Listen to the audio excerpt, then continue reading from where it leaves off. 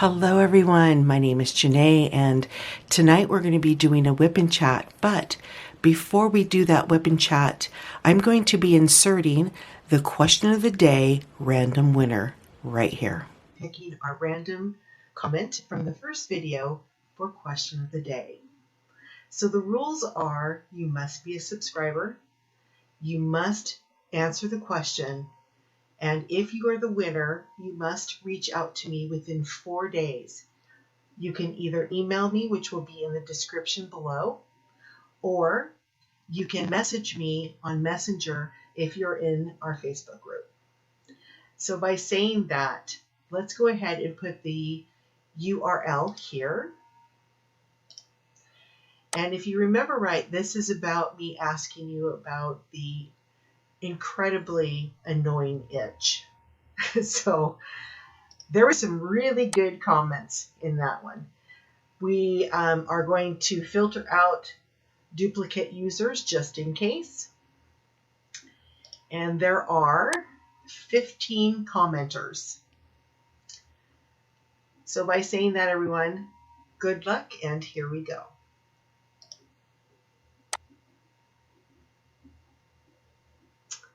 Linda Garcia, you are the winner, and your comment was no tricks or treaters here, and I would have done option 4 as well. So congratulations, Linda. Please reach out to me. Again, you have 4 days to either email me, which will be down below in the description, or if you're involved in our Facebook group, you can contact me via Messenger. Okay, so let's head into the WIP chat. Go ahead and grab your whips and something to drink, and let's get started. So this WIP and chat is actually dedicated to a viewer, and her name is Kate. Kate had asked me to do a WIP and chat in regards to my horses. So I thought, okay, this will be fun because I've got lots and lots of stories to tell. So just to kind of give you a little bit of a beginning, I started riding ponies when I was really young, and my grandparents lived in a small town called Graham, Washington. Every summer for summer break, we would be flown to Seattle, and we would spend about 2 months with my grandparents. They lived on about 10 acres, and they had cows, they had ponies, and we had a great time spending our holidays there with them.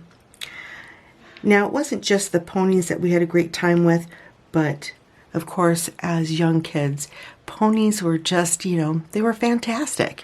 But as we grew older and my parents eventually moved back to Washington State, we showed a lot of interest in joining 4-H. And we lived in a small town called Shelton, Washington, on the peninsula side of the Washington State. And there wasn't a lot of activity at the time that we were growing up there. The only activities basically that I was aware of, other than after school sports, there was a lot of partying. So a lot of drinking, a lot of drug use. And my parents really wanted to get us involved in something that would keep us out of that mess. So their way of getting us involved was to get us into 4-H and having horses in our lives so that way it kept us out of trouble. It definitely kept us out of trouble, and it really gave us a lot of work to do outside of just being in the house. So that's how it all started. The first horse that I had as a project, her name was Sweetie, and one of the biggest reasons why my mother decided to get Sweetie was because she wanted me to build confidence in my riding abilities as well as my training abilities. And Sweetie was just that. She was a super sweet horse. She was old, which really helped. And she really did give me a lot of confidence. One of the biggest fears that I had with horses wasn't so much that I was afraid of them, it was being on something that was fairly tall, and I had a huge fear of heights. So A pony to me was okay. A horse scared me to death. Once I overcame that fear, it was all over. I was hooked and I just wanted more and more and more. So, like I said, my first project, her name was Sweetie. And my mother felt that once I reached a certain point that I needed to get into something that was going to give me just a little bit more of a challenge. So I had Sweetie for about 6 to 7 months, and that's when they brought Skookie in. Skookie was a registered quarter horse, and she had a bit of spunk to her. She wasn't like overly spirited, but she did have a little bit of spunk, so that did give me a bit of a challenge. One of the major challenges I had with Skookie was that she was more of an English pleasure horse and I was more of a Western pleasure type rider. So I had to really learn not only patience, but also to learn to be consistent with Skookie, because in Skookie's mind, you know, she was about 7 or 8 years old, so she was somewhat set in her ways, and to get her to understand that, no, I want you to do this, was a bit of a challenge. But she eventually did start working out really well for me. I had her as a project for about 2 years. One of my biggest strengths in horses was training and trail course. I really loved the challenge of training a horse through obstacles and being able to get them to do certain things for those obstacles. And Skookie was no different. It didn't take me long to train her to do like side passing, going through gates, walking through mud puddles, and a variety of different things. And we excelled in trail. The one thing that my mother was really worried about is that I would eventually be more curious about hunter jumper. And I figured, well, you know what? Skookie was trained in English riding, so why not try it? And believe me, my mother freaked out when she found out I signed up for hunter jumper in one of the shows. And I kept telling her, you know what, calm down. It's going to be okay. It's a novice class. It's not like I'm going to go out there and break my neck or anything. And she literally was sobbing on the side of the fence because she didn't want me going in there. Oddly enough, Skookie refused to jump the first jump twice. So that eliminated me out of the class. And I got out of there and I was so disappointed that she refused. But in some cases, I'm glad that she didn't throw me off, because sometimes when a horse refuses to go over a jump, the rider has a tendency of going forward and sometimes literally flying out of the saddle. I didn't do that. And that, I think a lot of that had to do with the fact that the jumps weren't that high. But it also taught me something very important, and that is I wasn't prepared. I wasn't ready to do something like this. And I believe that that was the reason why my mother was really upset. So I really felt bad at the end because I hate seeing my mother cry, and she was so upset with me, and I never did that again. Now gaming though is a totally different thing. And I did do that with Skookie. I decided that I wanted to do pole bending and barrel racing. And there was this, one game that was called Keyhole. And I did that. And my mom was really fine with that. She was like, okay, but she didn't want me to do any jumps. Okay, go figure that one. Anyway, Skookie was just an all-around, she was just great. And when I was writing Skookie, my sister Kim, who is the middle daughter, she was writing as well. We always seemed to compete against each other when it came to showing. And her horse was named Teddy. Teddy's nickname was Knothead, and I'll explain that in a minute. There is a reason behind that name. But Teddy was, he was a one-person horse. And if you've ever heard that term before, one-person horse, Teddy was that. Nobody could ride Teddy but Kim. Plain and simple. If anyone else tried to ride him, he would find a way to get you off of his back. And believe me, it isn't pretty. I've witnessed it, and we will talk about that too. But me and my sister Kim would always compete against each other. And it was difficult because when you have two siblings competing in the same class, it causes a little bit of tension, to say the least. So usually the outcome would be Kim would place and then I would place right after her. And I got so frustrated with that. And that would go on for a couple of years. And I thought, what can I do? What can I do to at least one time go over my sister and actually win a class? And I tried everything.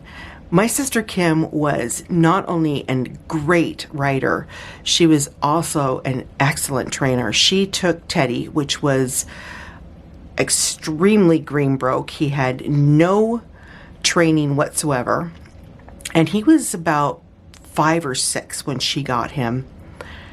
She took this horse and turned him into an outstanding Western pleasure horse. It was just amazing. And the thing that really irked a lot of people where we lived was that they knew that she was the one that did all the training. And, excuse me, and she did not pay anyone to help her with that horse. She did it on her own. It was amazing to watch.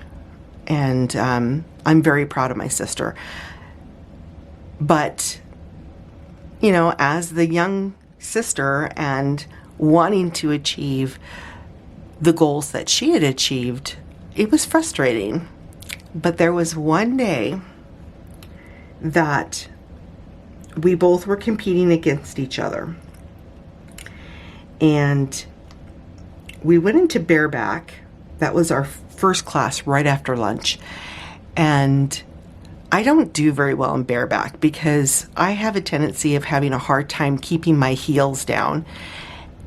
And then being bareback, your legs, you have to keep your legs straight and not moving at all.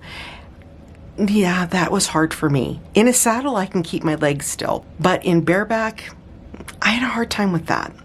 But there is a trick to bareback, especially if you're showing. A lot of us would show our horses in the morning, and the morning classes would be halter class and then English, and then it would break for lunch, and then Western would follow after. Halter class, you want to make your horse look as sparkly and shiny as possible. And to do that, we would use a product called Show Sheen. Show Sheen was like liquid conditioner. It would make their coat super soft, super shiny, and super slick. And when you have to ride bareback with Show Sheen on their coat, it's difficult. I mean, it's difficult. So what we ended up doing, sorry, I'm not diamond painting right now, but what we ended up doing is we would wear our chaps. And for those of you that don't know what chaps are, they're like a soft leather suede, and it would wrap around your legs, and that would help keep your legs still. And it's supposed to help keep you in your saddle as still as possible. But in bareback, it doesn't always necessarily work, especially if you got Show Sheen on your horse.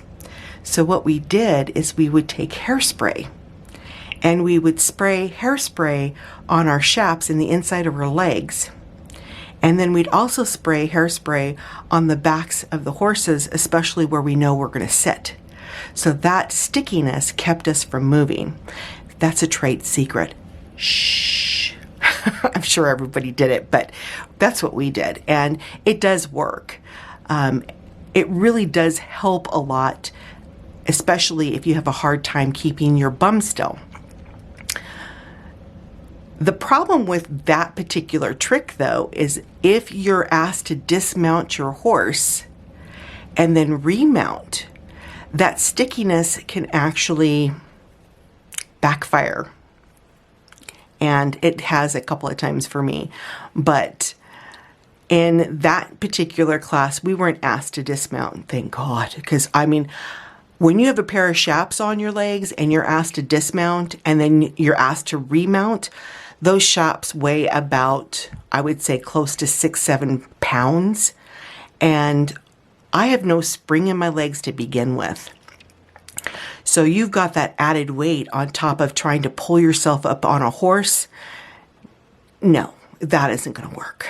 So I was thankful that I didn't have to dismount my horse. I've had to, though, a few times. So we went into bareback, and there must have been at least 10 people, 10 riders in the class. After doing the walk, trot, canter one way, and then you walk, trot, canter the next way, then you line up and the judge will ask you to do something, especially if there's a tie. Now, a judge, when they break a tie, there could be several ways of breaking a tie. It could be asking you to move forward and doing a special type of pattern. It could be as simple as looking at your clothes. Believe it or not, they do judge you by your clothes. So let's say you had lunch and you spilt something on your shirt. Yeah, that might be your tiebreaker right there. So it just depends on what they're looking for. And I've had that happen before where they've judged somebody and they had to break the tie by the person's clothes. As unfair as it seems, that was the way they broke the tie. But anyway, there was myself, my sister, and a couple of good friends that were in this class, and everything was going really well. Skookie was just handling everything. She was quiet. She was doing everything I asked. Again, I struggled to keep my feet from moving and my heels down, but we did really well. And when the judge asked us to line up, we did, and she explained to all of us that if she approaches you, she'll tell you what to do, and then you need to get back in line. So the first person that she approached was my sister Kim, which didn't surprise me. And she asked her to bring her horse forward, and then she needed to put her horse in a canter at a walk. As easy as it sounds, it's not very easy, but she did get Ted to do it without problems. The one thing about Teddy is that when he got frustrated, he'd start chewing on his bit. So you could see that his mouth was going like this while she was asking him to canter from a walk. So he wasn't happy, but he did it. The next person the judge went to was our friend. Her name was Renee. And she basically asked Renee to do the same thing. And was flawless. She got her horse to pick up the lead and do a canter and then came back into line. The third person the judge came up to was me. And I thought, oh boy. Skookie doesn't like to go into a canter from a walk. She just doesn't like to do it. So she again asked, please move your horse forward. And I did. And she says, okay, I need you to put your horse into a canter and then come back into line. And Skookie, the way I trained her was I would tap her 3 times on the side lightly. And that would tell her that that's what I needed her to do, is to go into a canter. So I kind of pulled up my reins a little bit and tapped her 3 times. And she kind of trotted a little bit and then went right into the canter. So she didn't technically go in the canter from a walk. So I went into line, and I knew at that point, if this was a tiebreaker, definitely not going to be me. So yeah, sure enough, when the judge was done, she placed my sister first, Renee was second, and I was third. As much as I was somewhat disappointed, like I said, I realized that it was the right thing to do. The next class was Western Equitation, and with Western Equitation, everything is very proper in Western clothing. And again, you want your legs to be as still as possible. Your heels need to be down, your toes need to be in, and you need to look like when you're riding that you're sitting, you are actually not moving, but the horse is. So the less movement that you have while you're riding, the better. But you still have to maintain a very straight back. Everything has to be straight and crisp. I hope that makes sense. So anyway, again, it was the same group that went in. At this time, I believe Skookie was more relaxed, and she wasn't, I don't believe she was fighting with me at that time in bareback, but she just seemed to be a lot more relaxed and more receptive to what I was asking her to do. And as we were doing the class, same thing, we went the walk, trot, canter, reverse, walk, trot, canter, and then we went into line. And the judge faced all of us again and said, if I come to you, please move your horse forward. And then once you move your horse forward, I will approach you and let you know what you need to do.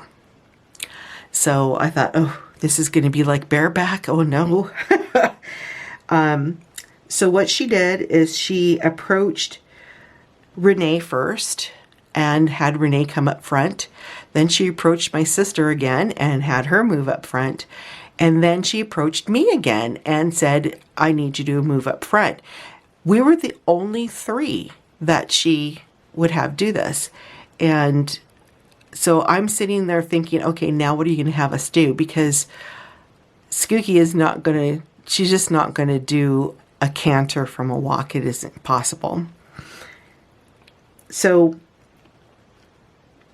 the judge went up to Renee and asked her to side pass her horse to the right. Now, to describe what side passing is a horse will be standing like this. And when you ask them to side pass, they take their one foot over the other foot, and then they do that. So they're constantly going boop, boop, boop, boop, and they go sideways. So no moving forward, no moving backwards. It's just sideways. So I was kind of excited about this because that is a trail course thing that we do. And if your horse can side pass, your horse can do just about anything. So I was really excited that she was asking us to do this. So I watched Renee do hers, and she did fairly well. Her horse moved a little bit forward, but she still kept her horse under control. Then she went up to my sister and she said, I need you to side pass to the right. No moving forward, no moving backwards. So, excuse me.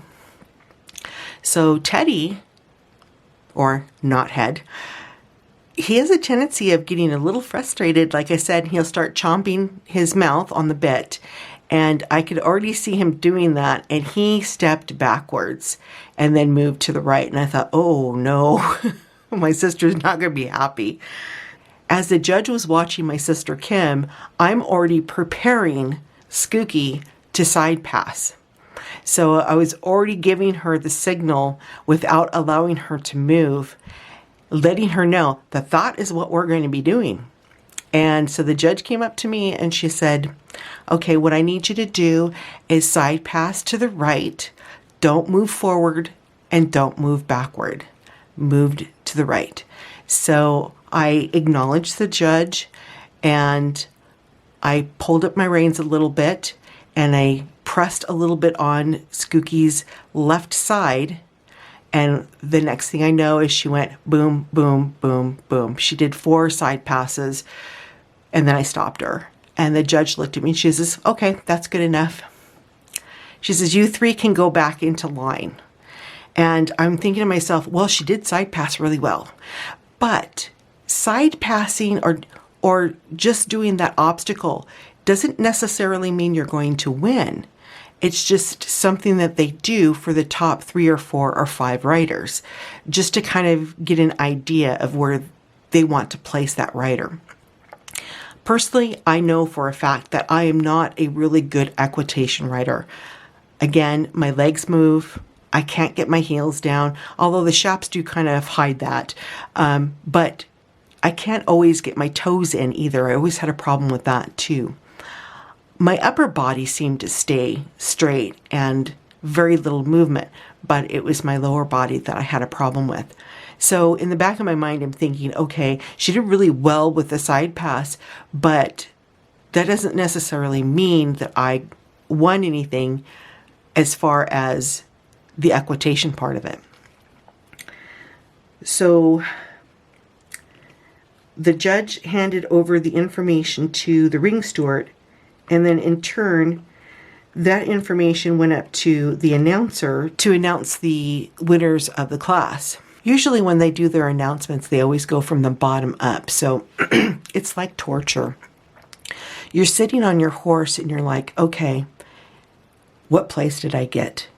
And they go from, 8th place goes to this number, 7th place goes to this number, and they always have to leave enough time to allow the rider to leave the line and exit the arena. So it's like 60 seconds, but it seems like it's an hour, because you're trying to figure out, okay, what place did I get? I knew I'd be in the top 3, but I didn't believe I would get first place, because I know my equitation. Anyway, so they got to the top 3, which of course was myself, my sister, and Renee. And 3rd place went to my sister Kim, and I was just beside myself because I finally thought to myself, oh, I got 2nd place. I finally beat my sister. That's what I was thinking. And she kind of was disappointed, but she looked at me and she had a big smile on her face because she knew that would really bring up my spirits. I finally was able to beat my sister. And I had the biggest smile on my face. My mother was like, if you could just see how big your smile was. And it wasn't gloating, but I just felt really good about myself at that time because I thought, oh, I finally did it. But then they called the 2nd place horse. And at that time, I almost fell off of Skooky because I was shocked. It wasn't me. It was Renee. And I thought, oh my God, are you frigging kidding me? And that was the first class that not only did I beat my sister, but I was able to achieve first place even against a lot of the riders that have been riding for years and have had lots of training. So I was really excited. I was really emotional, and I couldn't have had a better day. Unfortunately, because of all that excitement, when we went into Western Pleasure, it kind of fell apart. Skooky was doing really well, but I kind of just basically, I just wasn't paying attention to what I was doing. And the judge even said that to me. She says, what in the world happened? She said, you had a perfect class in Western equitation and you came in with Western pleasure and oh my gosh, what were you doing? And I said, you know what? I think it was just out of pure excitement of what was happening. And basically what happened was, again, I ended up in the top 3, but we took 3rd place because, again, I just was not mentally there. And so that was my fault. But yeah, the judge did talk to me about that. And I was like, I'm so sorry. She goes, it's okay. She says, but, you know, when you achieve a certain goal, don't let that goal just disappear because you're excited about one achievement. And that has resonated in me for so many years from what she had said. So Skookie was my real first project and the one horse that I did a lot of training in. We excelled a lot in trail course, and a lot of the people that we competed against, if they knew I was going in trail course, a lot of them were kind of like, oh no. I didn't always win, but we were always top in the class. I would say second or first, one of the two. But that's because I spent a lot of time on my horse in regards to trail course because I loved that type of challenge. So once my parents decided that they wanted to breed Skookie, that's when they said to me, you know what, we're going to have to find you another horse because if we breed Skookie, she's out of commission for a year. A mare's gestation is 11 months. So they wanted to breed her, and they knew that if I was going to use her as a 4-H project again, they wouldn't be able to breed her because I would be out of a horse for a year. So my mother's solution was, we're going to find you a gelding. And that's how I ended up with Shamrock. Now I'm going to warn all of you right now, I might get a little bit emotional because Shamrock was a once-in-a-lifetime horse for me. He was extra special, and he was like that the minute I met him. We bought Shamrock when he was about 5 years of age, and he was Greenbrook. I mean, he knew very basic, and that was it. And my mother knew that if I were to get him, he would be not only a challenge, but he would be completely me as far as training him. And she kept telling me, are you sure you want to do this? Because he's a young horse and it's going to be a lot of work. And I told her, because I believe I was 14 at the time when we got him, I said, I think I'm ready for this. You know, I've worked really hard with Skookie, and I think that with Shamrock, I was really ready at this point to go that next level. Plus, too, I wanted to start showing in the breed shows and the AAA shows.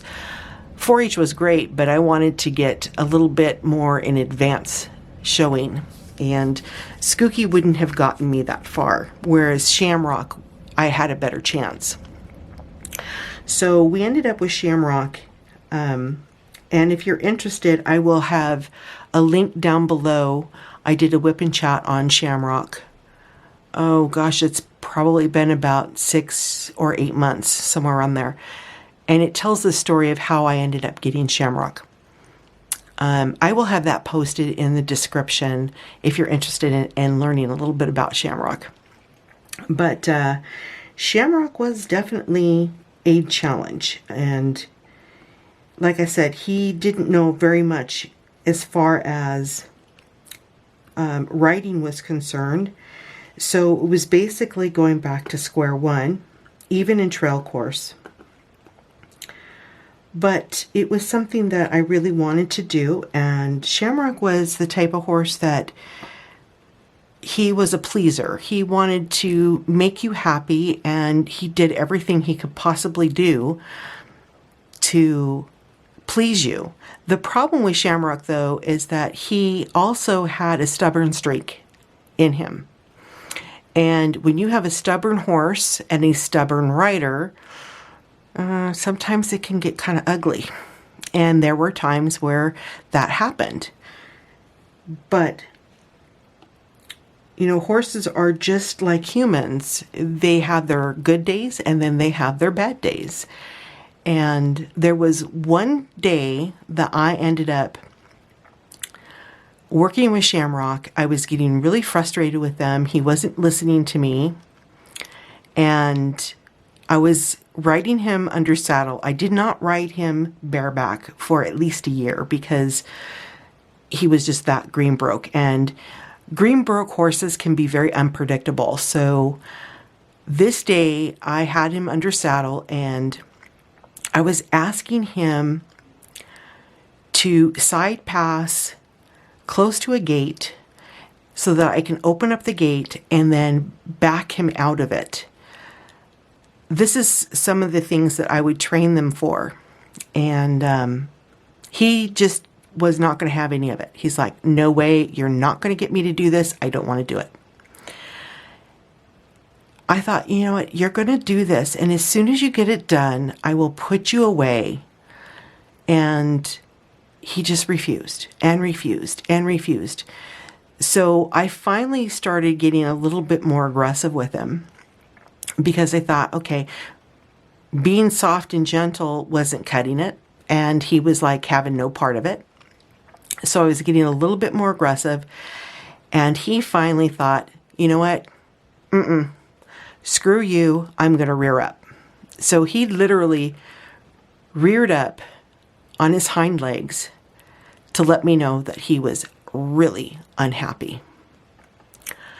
Now, the way you would discipline a horse from doing that is you would take your crop or the end of your reins and you would give him a smack across the chest to let them know that that's unacceptable.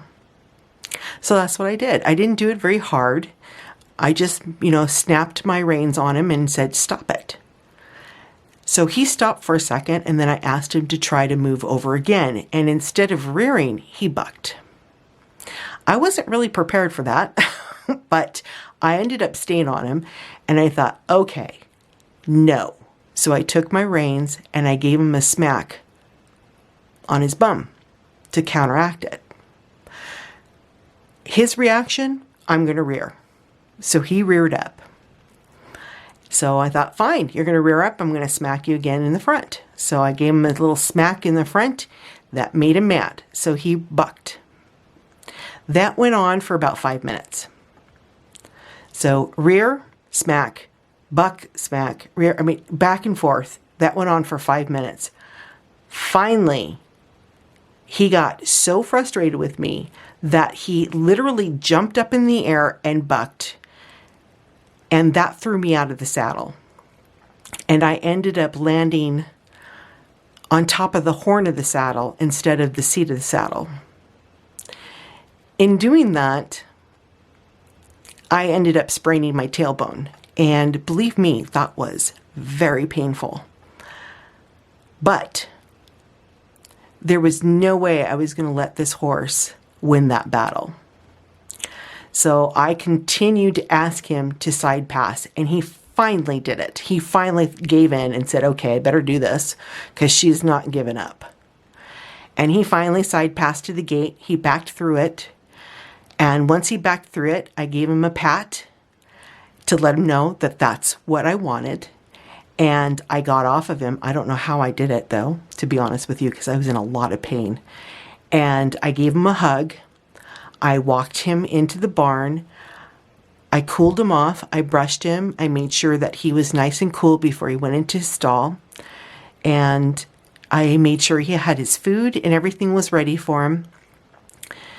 And I went into the house and literally just started bawling. And my mother's looking at me and she says, what happened? So I told her what happened and she's like, oh no. And I'm like, yeah. I said, my bum hurts really bad. And she says, well, this is what you're going to have to do. And she gave me some ice. I sat on the ice for a while. She gave me some ibuprofen, and the next day I ended up having to go to the doctor because I couldn't even sit down. It hurt that bad. So the doctor looked at me and he said, well, you've sprained your tailbone. This is not a good thing because unfortunately there's nothing that they could do. Even if you were to break a tailbone, there's nothing they can do for it. The only thing that they can do is give you some painkillers to help subside the pain. But other than that, they can't set it. They can't do anything. And he basically told me that he says, you're not going to be able to ride for a couple weeks. I just bursted into tears. And the reason for that is I ended up qualifying for a big show with Shamrock, and that was going to happen in less than a week. And I kept telling him, no, I have to be able to ride. And he asked my mother about it, and my mother told him, listen, she worked very hard to get where she's at, and yes, I agree with you, maybe she shouldn't be riding, but this is something that only happens once a year, and this may be her last year that she can actually go to this. So she's going to want to go. And so the doctor looked at me and he said, you know what? Okay, we'll let you go, but you cannot ride your horse bareback. He said, if you can agree to that, then I'll go ahead and say that you can go, and I will give you some painkillers to help you while you're at the show. So I agreed to it. I said I wouldn't ride my horse bareback. I promised. Yeah, okay. So the show comes around the corner, and Shamrock was always very laid back. He was always really quiet, but there were so many people and there was a lot of noise. The show that we went to was State Fair. So you had all these people walking in and out of the barn. You had the amusement park going, so you had loud music. Stunt shows were going, musicals were going. I mean, things were loud. And we had to walk him from the back of the fair all the way to the front of the fair. And he was like all over the place. He was skittish. He was jumping. He literally jumped on me at one point. And one of our friends that was competing in the show came up to me and she said, you know what? Let me take Shamrock and you take Daka, because that was her horse's name. And I looked at her and I said, are you sure? And she said, Daka will be calm. He's been here before. This is nothing new to him. Shamrock is scared. So let me take Shamrock and you take Daka and everything will be fine. And we did that. We swapped horses and she got Shamrock to the barn and into his stall. And then I put Daka in his. And I really was so thankful that she did that, because the way he was acting scared me. And I didn't know how to keep him calm because I couldn't keep myself calm. And I believe that my friend saw that and felt, you know what, the best thing that she could do is to take him and keep him as calm as possible. And that actually helped me, because Daka was just a big giant teddy bear. So we got Shamrock settled down. It took him about an hour to get used to all the noises and all the people and whatnot. But once he got used to it, he was perfectly fine. And we didn't actually start showing until the next day. So that was a good thing. Gave him 24 hours to get used to all the noise and get himself settled. And that was probably the biggest and most rewarding experience I've ever had as far as any show, was to show in State Fair. And the one thing that I'm going to tell you guys about, and you'll laugh because, of course, I mean, kids will be kids. The one class that I knew I stood a huge chance in was trail course. And that's the reason why me and Shamrock had that big blowout, is because I was really pushing and preparing him for that particular obstacle course. Anyway, the trail course didn't start until the 4th day we were there. And by that time, Shamrock was very quiet. He was very used to all the people and the noises. There was well over 134 horses in our age group. So that took all day long to get everyone through that course. I believe I went through the course around 10 o'clock-ish, somewhere around there.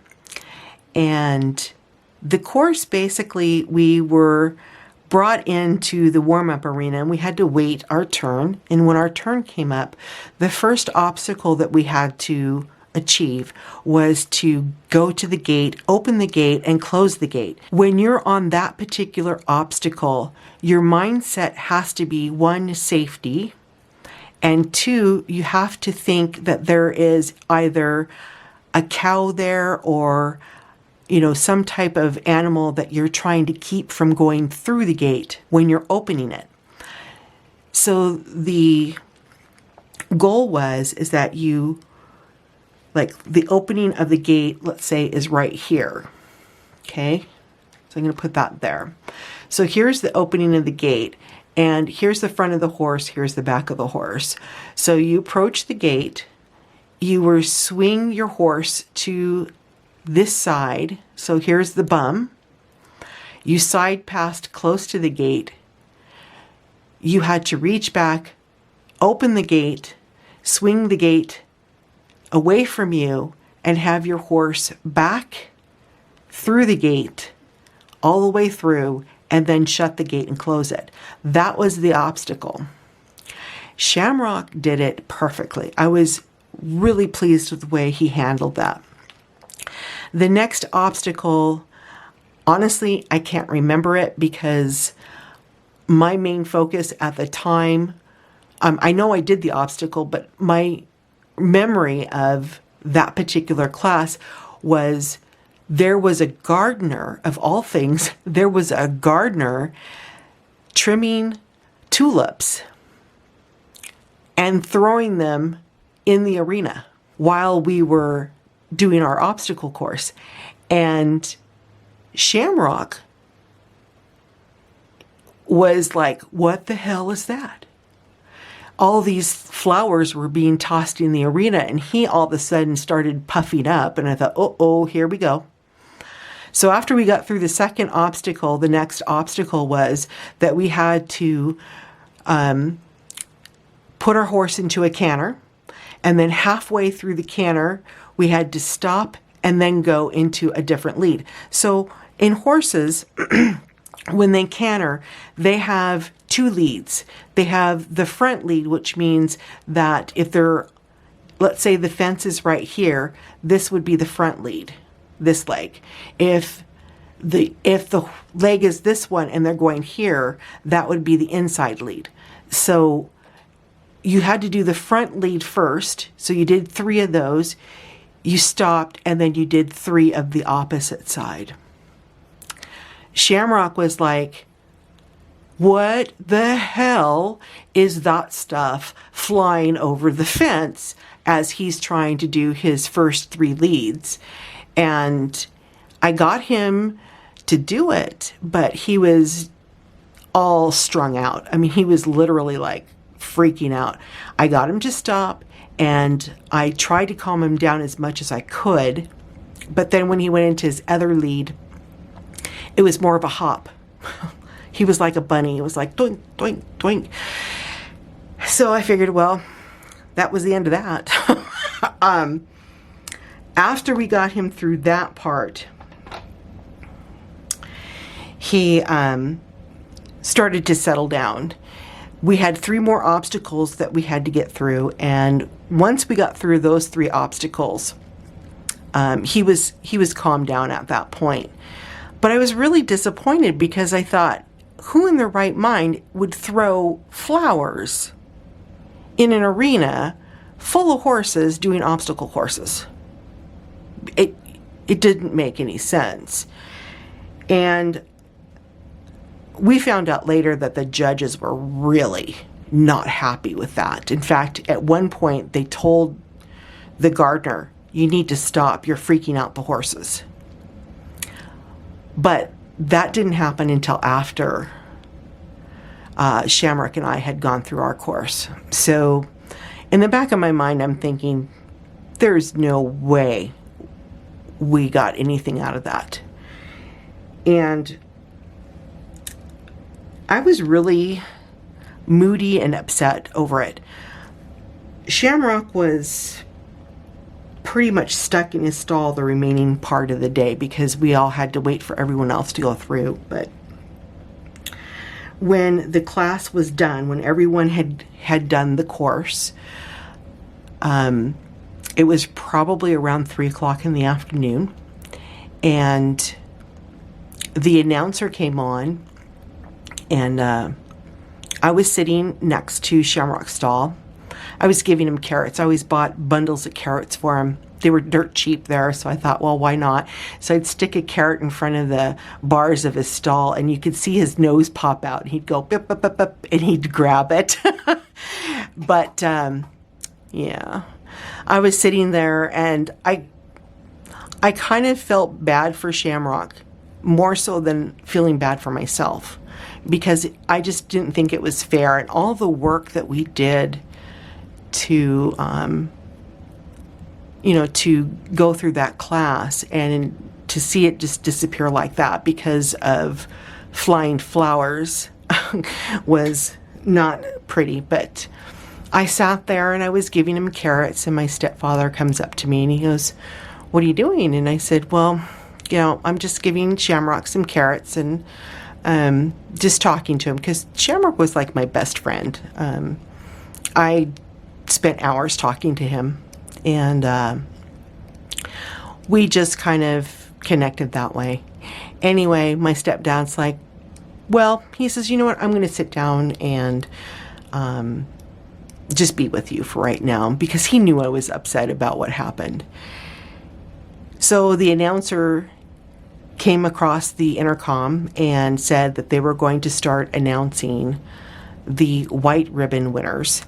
And the white ribbon winners were third placers. And in state fair and in fair, it was always third place, high third place, second place, high second place, first place, high first place, and then reserve champion and champion.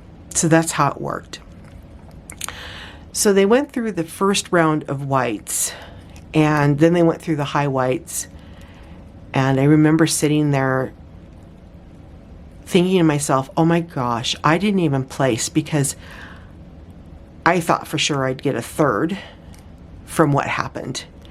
And they didn't call my number. They went through all of the second place and the high second place ribbons, and I still didn't hear my number. And I remember looking at my stepfather saying, either I'm not even going to get a ribbon, or I didn't hear my number. I said, but I don't see myself getting a blue or anything above that. And he's like, well, you just never know. And I said, but you saw what happened. And he said, yes, but it didn't happen to just you. It happened to a lot of them, a lot of writers. He said, so keep that in mind, because the judges were watching that. And just because, he didn't do that one obstacle as well as he could have, he did it. He still did it. And so I still thought, yeah, you're blowing smoke, that it's not going to happen. So they got to the top 20 horses in the state. At this point, I was almost in tears. So the announcer goes, we are going to announce the top 20 horses in the state. And that's when I looked at my stepfather and I said, I didn't even get a ribbon. And he said, well, just wait a minute here. And I said, no, they didn't even call my number. And he said, listen, let's wait and see what happens. And if we still don't hear your number, then we'll go up to the office and find out if we just didn't hear it. And I thought, fair enough.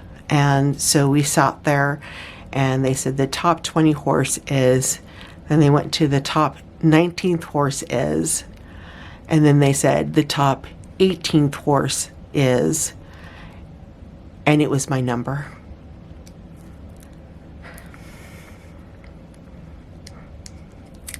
And I learned another valuable lesson, that even though things might not appear to be what you think they are, you never want to give up. And I learned a lot from riding horses. A lot of lessons were learned.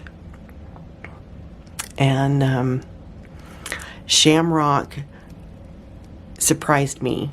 Even today I think about it and it's like, I still can't believe that he got top 18th horse in the state when he was not professionally trained. So anyway,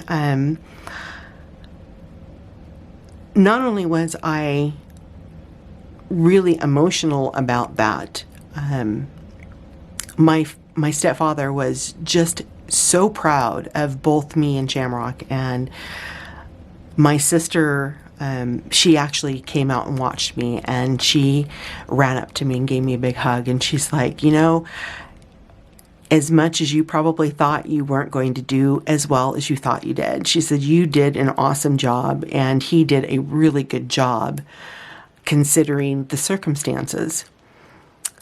One of the judges came up to me and said that the reason why Shamrock did as well as he did is because I was able to keep him under control under the circumstances. Even though I didn't think I was. She said, no, you kept him under control. She said, but we didn't score your horse during that one obstacle because they didn't feel it was fair. It wasn't fair to any of the riders that went through there with those flowers flying in the air. So she said that particular obstacle was not considered, even though you kept him under control. And she said, the thing is, not only did you keep him under control during that obstacle when that was going on, you also calmed him down and kept him calm the last 3 obstacles. And he actually was able to complete those obstacles with no issues. So she said, I just wanted to let you know that he did a wonderful job. And she was a good friend of ours. So she wanted to make sure that I was okay, one, and that I understood what was happening and why he placed the way he did. And I was so grateful to her. She was such a wonderful person. Anyway, Shamrock had been cooped up in his stall for several hours. And I decided, you know what? He needs to stretch his legs. He needs to get out of his stall and stretch his legs. Now remember, I'm on painkillers for my sprained tailbone. And I was too lazy to go upstairs to get my saddle and my bridle. So I decided, well, I've got my working bridle here, and I'll just walk him over to the warm-up arena, and I'll just walk him around the warm-up arena bareback. I mean, what harm can happen, right? I mean, it's just a walk, right? Let me tell you what happened. The warm-up arena was on the far side of the barn. You had to walk the horses amongst people, which he was perfectly fine with at this point. On the opposite side of the warm-up arena was a Western stunt show. And I decided that all I needed to do was climb up on the fence, hop on his back, and we'll just, take a leisurely walk, just kind of stretch his legs, let him get a little bit of exercise. Meanwhile, the Western show was going, and I didn't think about it. I really didn't think too much of it until the guns started blaring.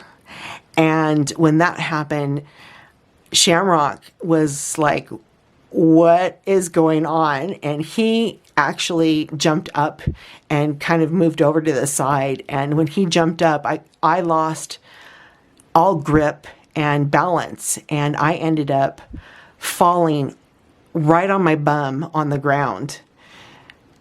It took a few minutes for someone to catch Shamrock because he was flipping out because of the guns, and I'm sitting on the ground going, oh boy, how am I going to explain this to my mother? That's all I could think about. Anyway, I got Shamrock and I quickly put him back in his stall, and I tried to calm him down. I was giving him carrots. He finally did calm down a little bit. And I sat down and I'm thinking to myself, I can't say anything to my mom because, oh my gosh, I promised I wouldn't go on him bareback. I promised that. Yeah. So anyway, that evening, everything went really well. I took my last painkiller and I went to sleep. The next morning, I woke up and I was in excruciating pain. It was bad. It was really bad. And I remember getting up. I could barely get, I had a hard time getting up from a sit to a stand without screaming. And then when I finally did, I didn't want to sit down because I didn't want to go through that pain. And my mom came into the camper because we were staying in the camper, and I was standing up and I was in tears, and she's looking at me. She said, what is wrong? And I said, I'm in a lot of pain. And she says, well, you have no more painkillers. And I said, Mom, I can't stand it. I'm in a ton of pain. And she says, well, I don't know what to tell you. She said, unfortunately, we have to get Shamrock into the trailer. We have to pack everything up, and then we have to go home. Now, State Fair was approximately 3, possibly 3.5 hours from where we lived.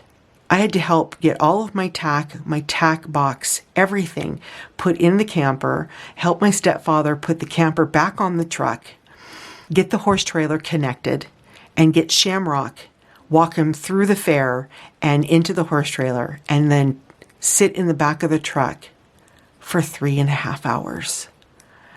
And I don't know how I did it, to be honest with you. I was in so much pain that I think at one point I probably fell asleep just out of being so exhausted from the pain and everything else that I did. I finally fell asleep because I don't really remember too much of the way home. But when we did get home, we had to unpack everything too. So we got Shamrock out of the trailer and into the barn. We got all the stuff out of the camper. And all of this time, my mother didn't realize that I had fallen off of Shamrock the night before.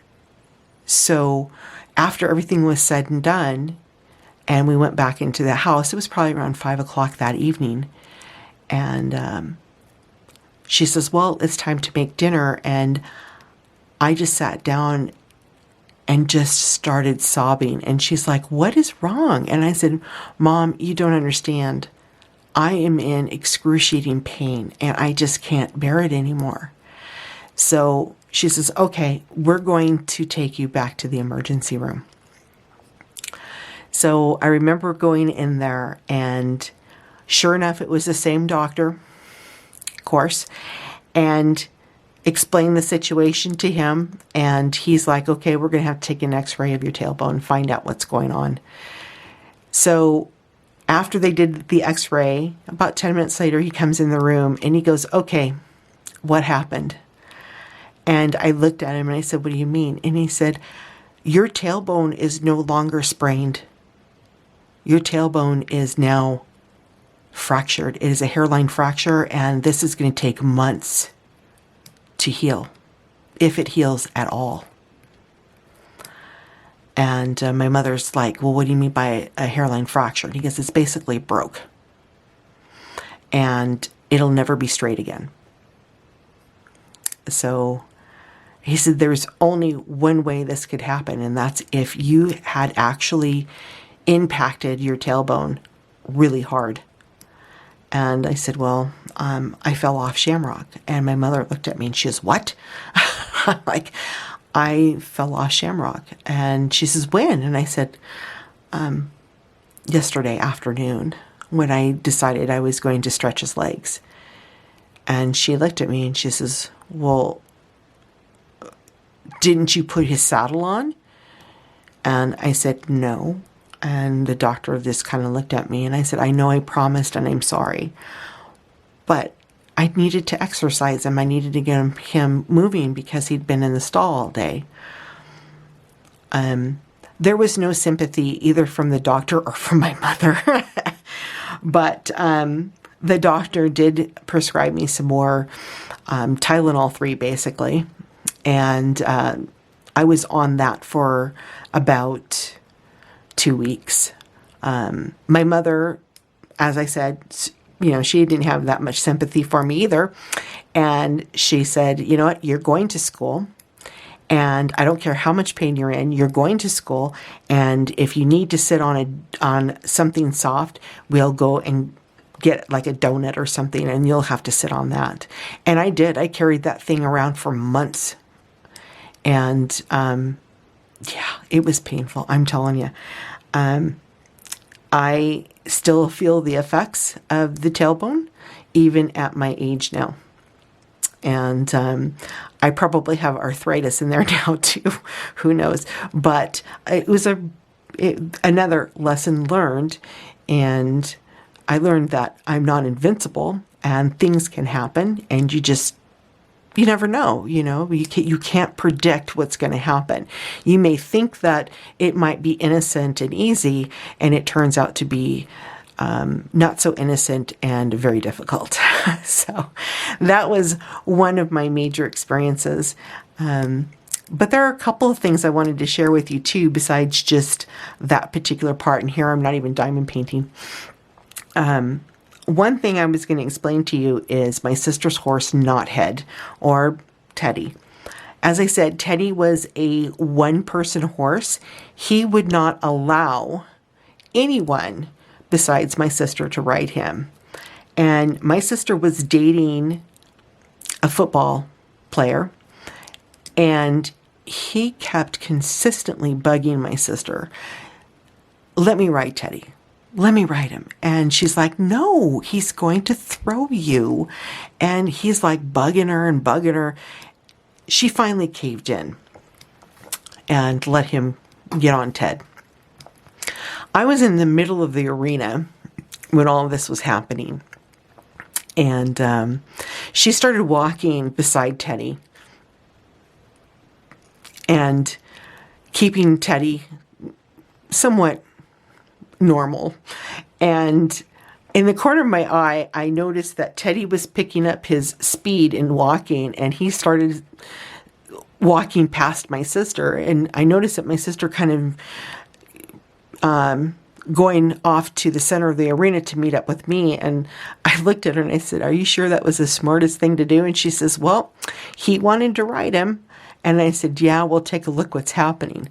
So Teddy went from just a really slow walk to picking up the pace a little bit, and then going from a faster walk to a slow jog, and then a slow jog to a full-blown trot.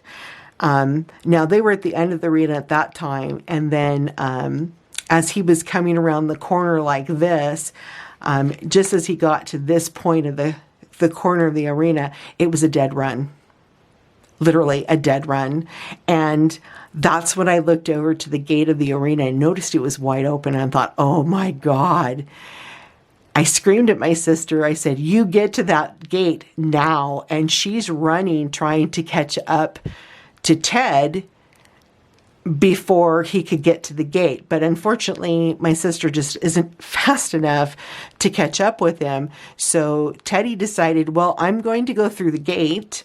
And there was an apple tree that was close by. And apple trees, they don't grow very tall. And the branches were fairly low. So Teddy's idea was, okay, he's still on my back. I went through the gate. He's still on my back. So I'm going to go underneath the apple tree. So just as he's approaching the lower branches of this apple tree, my sister's boyfriend ducked down just in time. And I could see that the top of his back was scraped from the branches of the apple tree. And I thought, oh no. But he still stayed on. He was still on him. And Teddy was like, well, I guess that didn't work. So the next place is the barn. So he makes a dead run towards the barn. Now I'm thinking two things. Our barn floor was cement. Cement and horseshoes don't mix very well, because if they're going at a dead run, metal and cement, the metal will slide, and not very good. And all I can think of is, oh my gosh, if that back door is shut and he slides in that barn, they're both going to get hurt.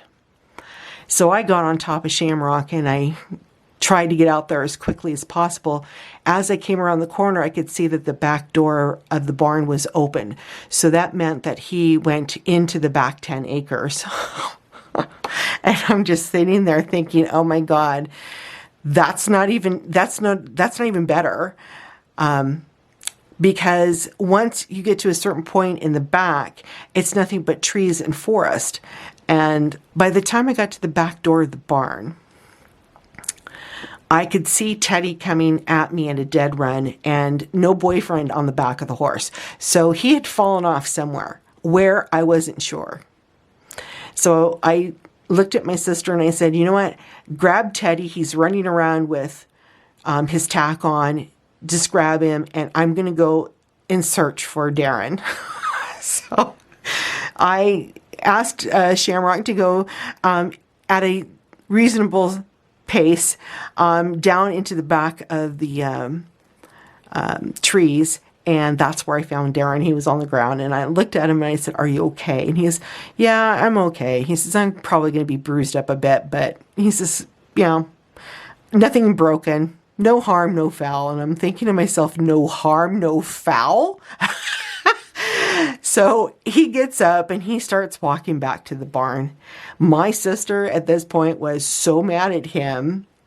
And when he got to the barn, she looked at him and she said, don't you ever, ever ask to ride Teddy again.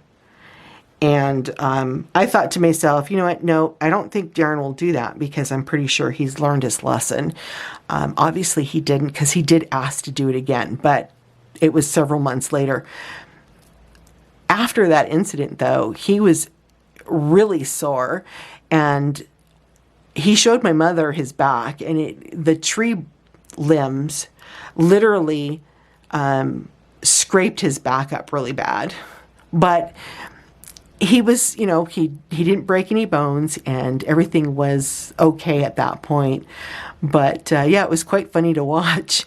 And then I think it was like a few months later, my stepfather was sitting on the fence in one of the paddocks where Teddy was, and Teddy came up to him, and my dad was scratching his ears and stuff. And then, of course, they liked stuff like that. And my stepfather, I don't know what he was thinking, but he's like, I'll just jump on your back. Big mistake. Ted is like, oh, okay, let's see how fast I can get you off my back. I sat there and just shook my head. My stepfather was smart, though. He knew exactly when to get off and how to get off without getting hurt. And he didn't do that again. But yeah, Teddy was like, you could see it in his face. I'm going to be getting you off. I don't know how, but I'm going to get you off me. And I was like, oh my God. Yeah, so that was my sister's horse. I have tons and tons and tons of stories I could tell you, but I don't think you guys want to watch hours and hours of me talking about horses. So I hope you enjoyed the video. And if you did, please let me know. Leave me comments. I'd love to read your guys' comments. And as I said before, I might not be able to get to them right away, but I do try to answer them and give you guys hearts. And thank you so much for your support and watching the videos. I can't thank you enough for that. So by saying that, everyone, I'm going to go ahead and close out the video and bid you all adieu. Remember to stay safe, stay healthy, stay happy. Again, my name is Jene. Thank you for spending some time with me tonight on the review. We'll talk again real soon. Take care, everyone. Bye for now.